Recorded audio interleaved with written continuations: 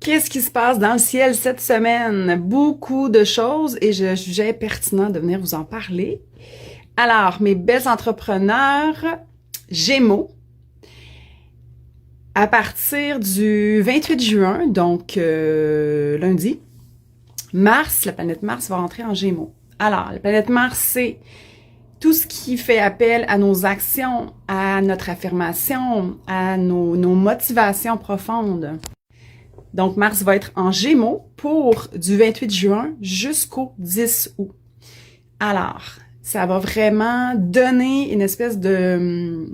Ça va être favorable, en fait, ça va donner une certaine pulsion à mes Gémeaux, aux Balances, aux Verseaux, également Bélier, Lion. Alors, si vous voulez vous mettre de l'avant, cher entrepreneur, si vous voulez enfin concrétiser des choses, avancer avec conviction, c'est la bonne période. Donc, je vous mets au défi peut-être de faire une action qui vous fait peur, que vous procrastinez depuis peut-être longtemps et vraiment d'aller en ce sens. Donc, faire un petit pas en ce sens pour réaliser quelque chose de concret. Ça va être très favorable pour cette période. La planète Mercure, toujours dans le signe du Cancer, va être dans sa course rétrograde du 29 juin au 22 juillet. Donc, c'est toujours, quand on a une période rétrograde, c'est environ 3 semaines. C'est pas l'apocalypse, ne faut pas paniquer avec Mercure rétrograde. Mercure rétrograde, ce que ça signifie, en gros, en tant qu'entrepreneur, c'est justement de prendre un pas de recul, de mijoter quelque chose. Et là, ça va parler plus au Cancer. Ça va parler plus également aux Poissons, aux Scorpions, Vierge et Taureau. Donc, pour ces signes, donc autant si ton signe astrologique est dans ces signes ou si ton ascendant est dans ces signes, ça va être une période où ce qu'on va te demander, en fait, où ça va être propice de prendre un recul, de mijoter, de revoir peut-être tout ton système de communication. Donc, comment tu communiques, comment tu veux communiquer tes idées. Peut-être ça serait vraiment important d'aller revoir cette partie-là. Ça fait appel également à toutes nos idées. Qu'est-ce qu'on veut mettre en place et de revoir tout ce système-là qui est vraiment pertinent. Donc, utiliser cette période du 29 juin au 22 juillet pour justement prendre ce pas de recul. La pleine lune, donc un autre élément important, il va y avoir une pleine lune demain, pas demain, mardi, le 29 juin. À 19h57 dans le signe du Capricorne, au 8e degré du Capricorne exactement. Alors, ça va vraiment parler aux Capricornes, aux Vierges, aux Taureaux, aux Poissons et aux Scorpions. Et une pleine lune, c'est pas souvent le moment de mettre en action des choses, mais plutôt de... En fait, la pleine lune vient mettre une espèce de lumière, un spotlight. Qu'est-ce qui doit être changé? Qu'est-ce qui doit être transformé? Et donc, ça met en lumière les choses qu'on a besoin de corriger. Le fait qu'elle soit en Capricorne, ça fait appel à toute notre structure, notre structure au niveau organisationnel, bien sûr, notre structure aussi de comment on se met en action.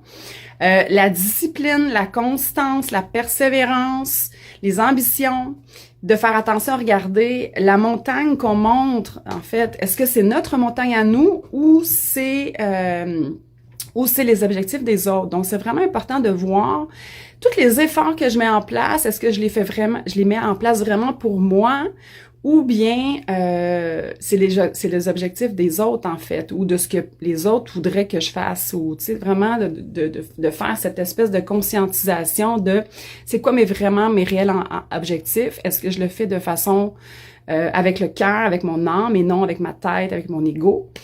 Donc, il y a une notion d'ambition, il y a une notion de revoir nos objectifs, de structure, de discipline, et ça vient faire une espèce de parallèle avec le fait que Mercure soit en Cancer et la Lune va être en Capricorne. Donc, quand on a une pleine Lune puis qu'il y a Mercure également qui est en rétrograde, puis là que les deux signes sont dans des signes opposés, donc Capricorne et Cancer qui est vraiment deux signes complètement opposés. Cancer est plus sensible, est plus axé sur l'intériorité, tandis que le Capricorne peut être axé plus sur la visibilité, sur l'entrepreneuriat, sur le monde public en fait. Donc c'est vraiment intéressant d'aller faire un parallèle entre les deux et de revoir en fait qu'est-ce que je veux dans ma vie privée, qu'est-ce que je veux dans ma vie publique et de faire peut-être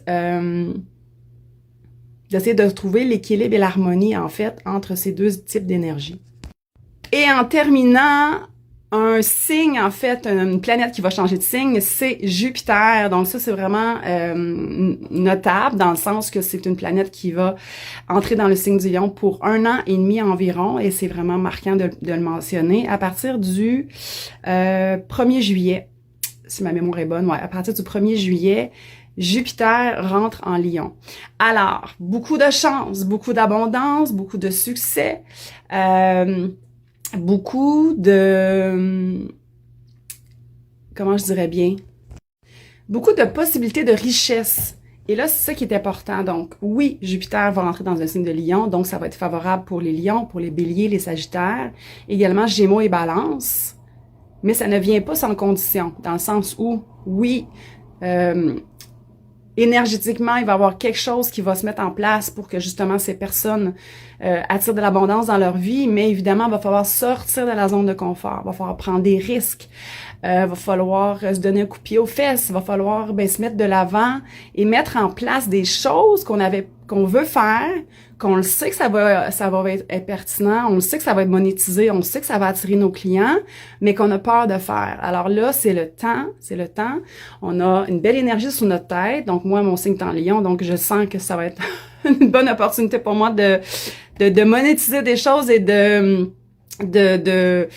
récolter en fait toute l'abondance auquel dans le fond je sème avec mes actions que je sème depuis mon Dieu depuis 2022. Je sens que c'est là, j'ai le vent dans les voiles. Alors ça peut parler bien sûr aux lions comme je le mentionnais, Bélier, Sagittaire, Gémeaux et Balance. Mais évidemment ça vient pas sans condition. Il faut vraiment mettre les bouchées doubles, se faire voir, avoir de la visibilité, sortir de notre zone de confort et prendre des risques. Alors, je m'arrête sur ça. Je vous souhaite une belle semaine remplie de beaucoup d'énergie. Prenez le temps de respirer et à très bientôt pour d'autres vidéos. Gros bisous! Bye!